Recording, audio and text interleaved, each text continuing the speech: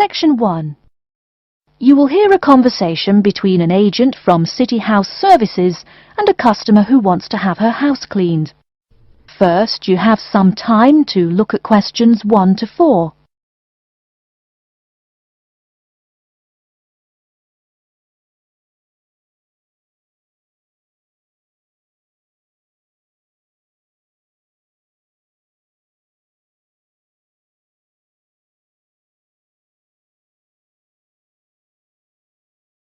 You will see that there is an example which has been done for you.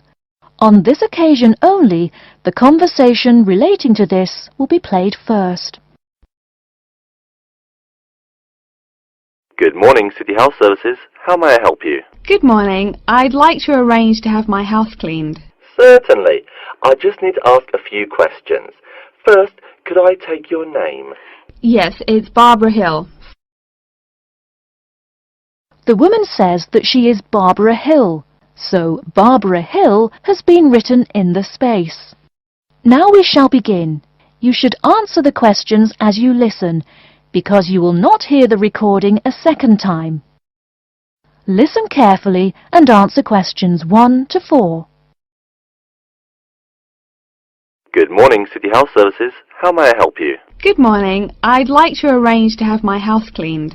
Certainly. I just need to ask a few questions. First, could I take your name? Yes, it's Barbara Hill. Thank you. Next, is your house in London? Yes, it's in Kingston in southwest London. Okay, southwest London, and, what's the postcode? SW105.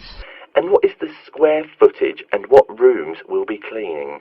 The whole house is 268 square feet, and there is no need to clean all the rooms. I only want to have my bedrooms cleaned. Okay. How many bedrooms does the house have? 3 bedrooms. Oh no, sorry, we used to have 3 bedrooms, but we only have 2 bedrooms now. Are those single bedrooms or doubles? Doubles. Fine, 2 doubles.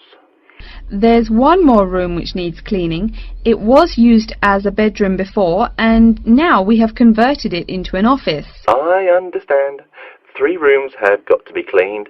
And are all of those rooms upstairs? Yes. Then downstairs we have a kitchen diner, conservatory and lounge. The kitchen diner is quite large and has the usual equipment: cooker with oven, refrigerator, cupboards and worktops. The conservatory has a lot of plants, but there's no need to take care of them. The lounge has a leather 3-piece suite and a large coffee table. Thank you. And do you keep any pets? Yeah, I really love keeping them. I've got 2 dogs and 3 cats. Okay, then if our staff come over to offer the service, please take your pets away. Have you looked at our service packages? Yes, I have one in front of me. Excellent. Before you hear the rest of the conversation, you have some time to look at questions 5 to 10.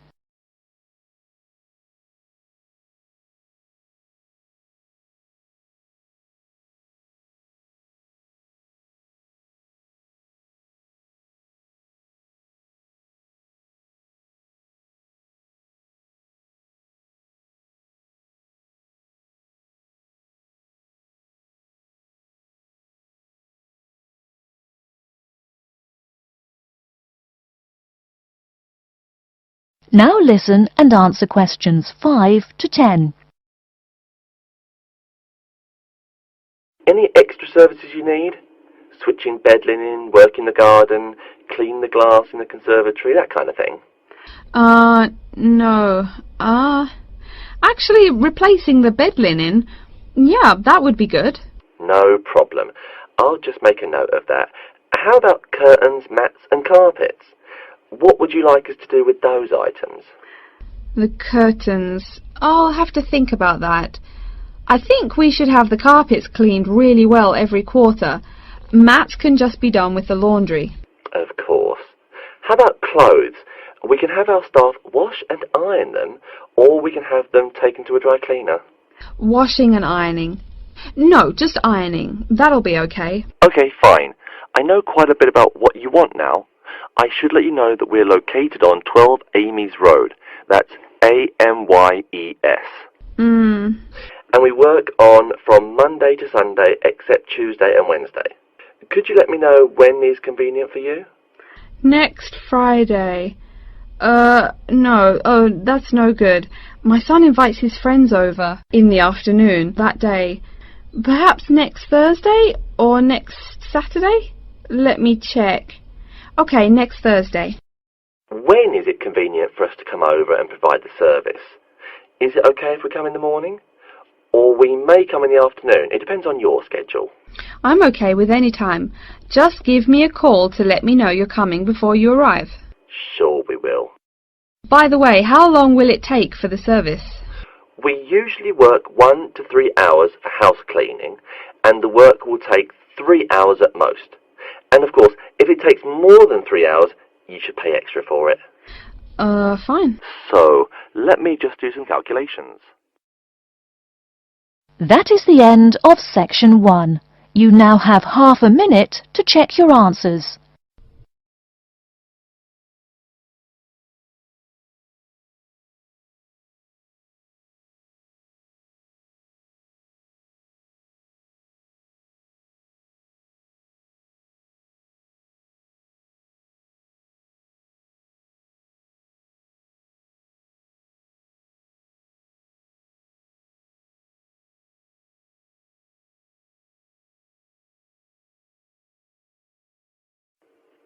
Now turn to section 2. Section 2. You'll hear a talk by a security worker from Sydney Airport who is introducing the day-to-day operations of the Australian Quarantine Service. First, you have some time to look at questions 11 to 17.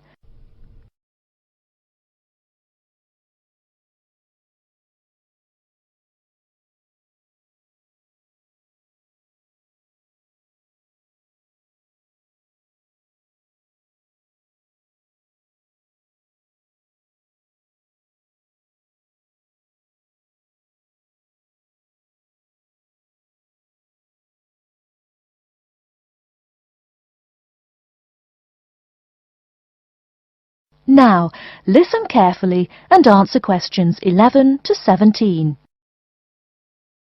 Hi everyone and welcome to Sydney Airport.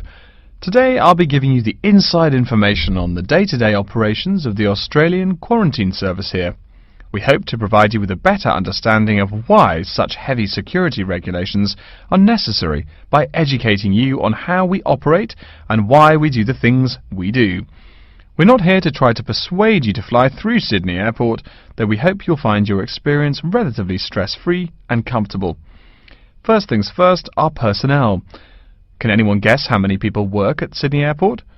We have 200 alone working in Terminal 2, so can you guess how many in the whole airport? I heard someone say 360. That's getting closer. What? Did someone say 2,000? That's way too high. Sydney Airport actually employs 440 people. A lot, right? And about half of those employees work in security-related matters. Moving on to our not-so-human employees, let's come and see our favourite pooch, Milton. Milton is our best drug-sniffing dog on the force. He's friendly to most people. You can even come pet him at the end of our tour. Burnouts, beware though. He'll find everything. Notice that even though there are so many of us around him, Milton stays quite calm. This is the precise reason he was chosen for the job. Dogs that are chosen are not predisposed to sniff out different narcotics. That's something we teach them already. So here's a part of the airport most people never notice, the cargo transport terminal. This is where packages are shipped to and from.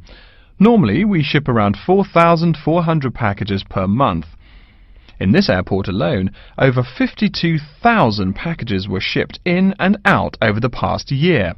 We ship to and from 170 different countries. Not bad, eh? Probably it will go up to over 72,000 packages this year. And despite over 100 flights in and out of here daily, the number of lost or delayed packages is impressively low. If you send your package through here, rest assured we'll get it where it's going. Let's move on to the area most of us are familiar with, the passenger terminals. In order to be allowed into this area, you must pass through security with your ticket and, if you're travelling internationally, your passport. If you're travelling domestically, you just need a legal form of ID. If you don't have those, you will not be allowed to pass through security and board your flight.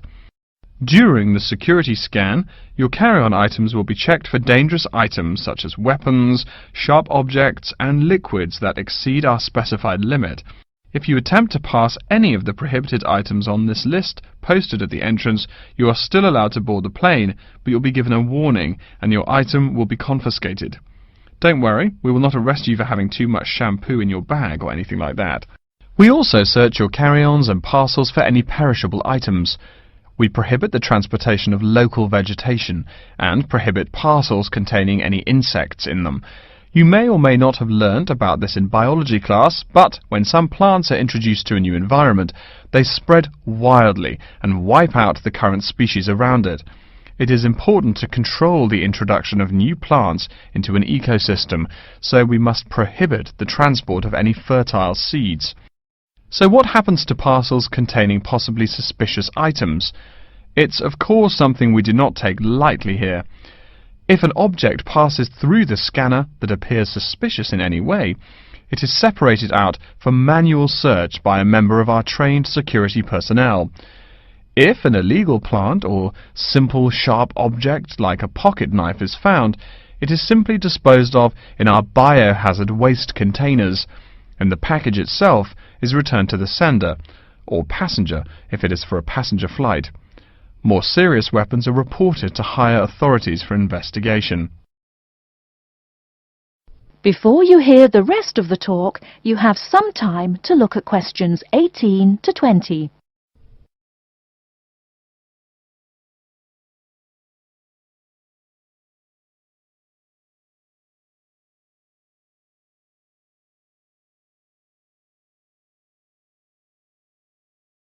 Now listen and answer questions 18 to 20.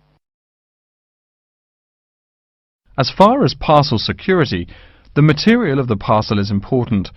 For shipped goods, the most common material used and the most widely accepted is paper. Make sure it is packed sturdy enough with no rips or tears. We've definitely had packages rip open before due to haphazard packing. A more common problem, though, is the package labels. When an item does not make it to the right place, this is the most common reason. The label may not be in the right place or marked clearly enough. If you're receiving any items from abroad that must be declared, please remember our guidelines in order to ensure the timely delivery of your item. Make sure it is packed correctly, and we ask that you notify customs between 2 and 10 days within the item's scheduled arrival date. OK, before we move on, are there any questions? That is the end of section 2. You now have half a minute to check your answers.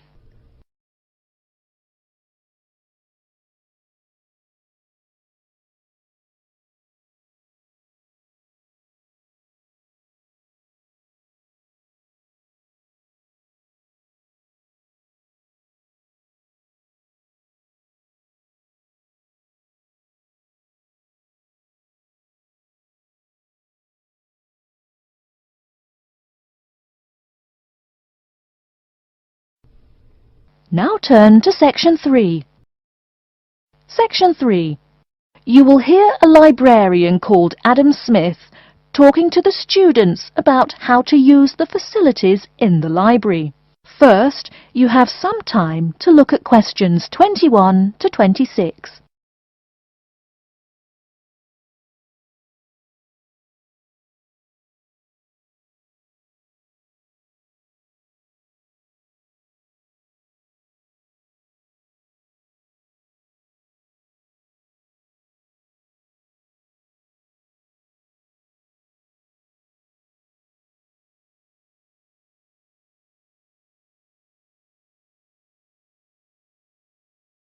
Now listen carefully and answer questions 21 to 26.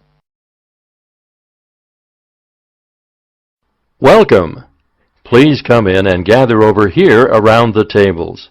My name is Adam Smith, and I'm the librarian here. I'll show you around today and explain how to use these facilities. Hopefully, when I'm done with it, you'll know the ropes. And please feel free to let me know of any questions or concerns that you may have. Now we're at the gate of the library. Upon entering into the door, you'll find that the restrooms are on your left-hand side, and opposite them is a photocopy room. Many of you are wondering about the check-in and check-out process. What you have to do is go to the circulation desk, which is to the east of the photocopy room. The reading room is a really large area in the center of the library, just to the north of the circulation desk. I'm sure you won't miss it. If you're here to do research, this is where you should bring books to look through.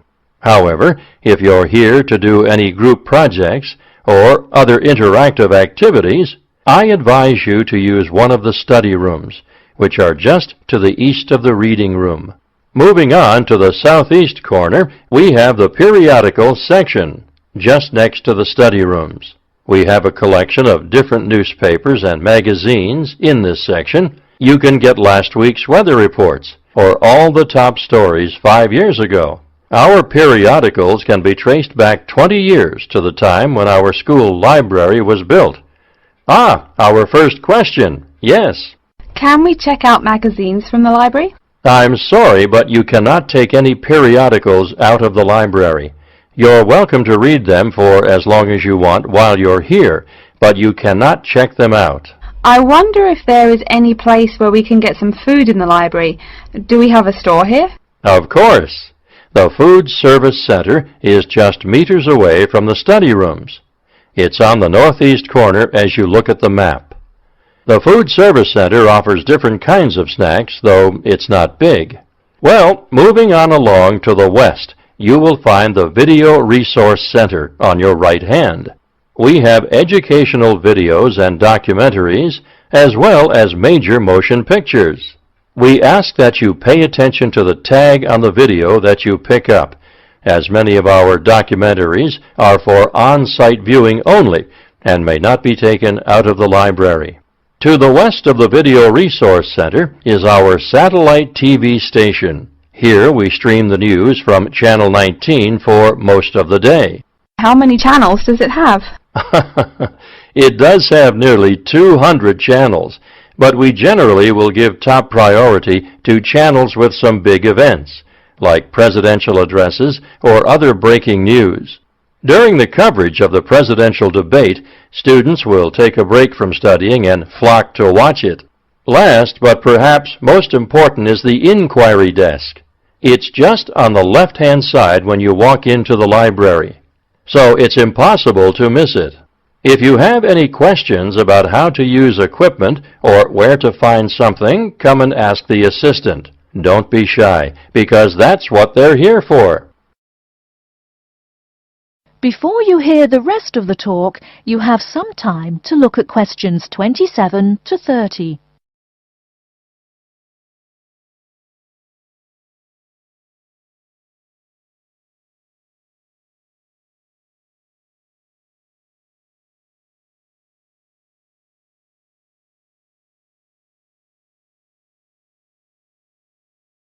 Now listen and answer questions 27 to 30. Speaking of questions, one of the questions we get asked is how to actually check out a book once a student has picked one out. If it's a fiction or non-fiction book, look for the pink and yellow checkout card inside the back cover of the book. You can also find information about the book on these cards, including its publishing date, genre, ISBN, and a log of dates it's been checked out before. Present this card to me or any library assistant, and we'll stamp it, and then the book can be kept for 3 weeks. You can find general information on a field of study by using one of our subject guides. We have them on paper here, but any of our computers will allow you to search within fields as well. What if the library doesn't have a resource we're looking for? Great question. I'm going to address that. Our library is a network with a number of other universities in the area, so if there is something you're looking for and it's available somewhere in the area, we'll be able to get it for you. However, there are universities which are not part of the network, so we do not share resources with them. If you want more information about the library and its resources, you'll find it in a labeled blue folder on my desk in the Enquiry section. Okay, so that's a lot of information all at once, and I don't expect you to remember it all. The most important thing is please be respectful of the staff, and if you need help with anything at all, come and ask me or one of the assistants. All right, any questions? That is the end of Section 3. You now have half a minute to check your answers.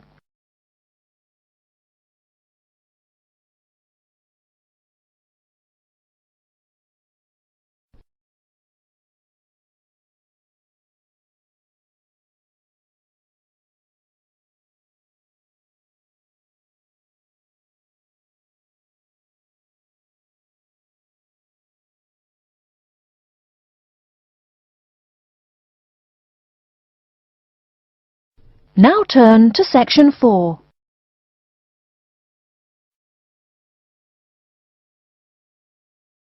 Section 4. You will hear a lecture about Crocodylus niloticus and its living habits. First, you have some time to look at questions 31 to 40.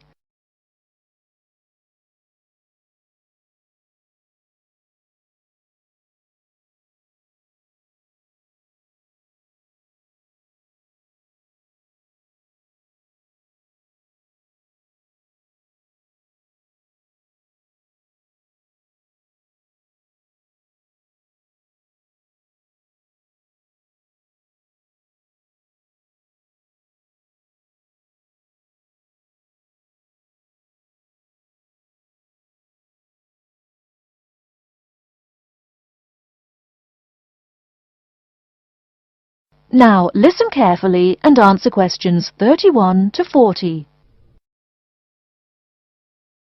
Good morning. Today we will continue our study of Crocodylus niloticus by talking about its living habits. We've already discussed the evolutionary attributes that set it apart from its crocodile relatives. Does everyone remember that? Yes, it has an extremely narrow snout and 3 or 4 rows of protective scales on its back, as compared to 2 rows on other members of the Crocodylus genus. Let's take a look at how these carnivorous man-eaters live, where they live, and finally, whether they really deserve their vicious reputation. To start, I'd like to address a great question posed to me by a student during yesterday's office hours. We talked about the distribution of crocodiles in Africa and saw that they are highly concentrated in the south and west of the continent. This student noticed that on the map displaying the distribution of crocodiles across Africa, there were no crocodiles in the northern region, and found no mention in the literature of the existence of crocodiles in the north of Africa. Why might there be no crocodiles in North Africa? Let's save this question for later in the lecture. To find out more about the social habits of the African crocodile, one researcher named Tara Shine of the University of Ulster in Northern Ireland conducted a survey of the wetlands in Mauritania and received reports of 46 crocodiles living in one group, or float as we say when referring to crocodiles, though the usual number is a little less than half of that. In general, crocodiles are more highly concentrated in wet subtropical environments near bodies of water and rich vegetation.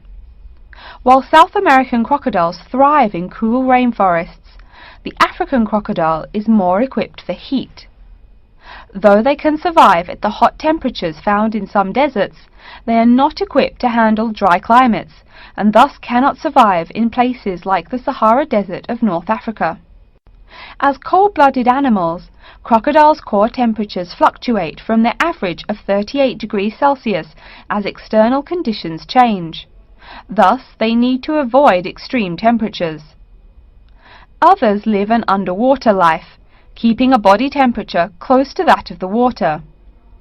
As their own unique method of regulating their body temperatures, some African crocodiles have made dens, by digging holes in the ground to provide themselves with a cool, dark place to retreat from the hot African sun. Speaking of the hot African sun, let's go back to the question asked at the beginning of the lecture. We know that there used to be crocodiles in northern Africa, yet today there are none. What are some possible explanations for this? Some students have suggested that the African crocodile has evolved from a desert creature into a wetland creature, thus causing them to migrate south for more appropriate conditions. Others presume that the crocodile was hunted out of northern Africa by a fiercer predator. While these are intelligent guesses, the real story is a little bit different. The key to this migration is that the Sahara Desert did not always cover the north of Africa. About 8,000 years ago, the land was fertile wetlands, perfect for breeding crocodiles. Over time, though, the area dried out and the wetland slowly turned to desert, leading the African crocodile to migrate south to the marshlands they call home today. Some crocodiles did, however, adapt to living in dry conditions. In Mauritania, some crocodiles have learned to survive in an area where they can go up to 8 months with no water, by spending the driest of times in what's called a torpor, or short period of hibernation. To utilize every bit of rainfall, these desert crocodiles dig underground caves that collect runoff, thus staying cool and hydrated. During the mating period in November and December, males attract females to their viciously protected territory through a number of behaviors that range from snapping their jaws all the way to sending infrasonic pulses through the water. Afterwards, the female digs a hole up to 60 centimeters in depth to store the eggs for an 80-day incubation period. The female protects these eggs during the period, and sometimes even helps crack the eggs with her snout at the end. These teeth-gnashing carnivores are softer than we think. Although these vicious creatures have attacked humans on a few occasions, the residents are not afraid of them. In fact, they show a great deal of reverence towards these wondrous creatures. Some say that crocodiles bring water to their habitat, so if they leave, they will bring the water with them. Obviously this is not true, but it demonstrates the admiration the inhabiting people have for crocodiles. Generally, crocodiles do not predate on humans. They attack when humans populate the crocodile's habitat, instilling fear and uneasiness in the crocs. Like any other species, crocodiles are known to attack when feeling fear. There's still a lot more to be discovered about the African crocodile. Researchers want to know more about the population size, how many crocodiles inhabit Africa in all, how they form separate floats, etc. There is still also much to learn about migration patterns and relations to other populations of crocodiles now found in other parts of the world. Next time, we'll examine a few specific case studies of crocodile populations in southern Africa. That is the end of section 4. You now have half a minute to check your answers.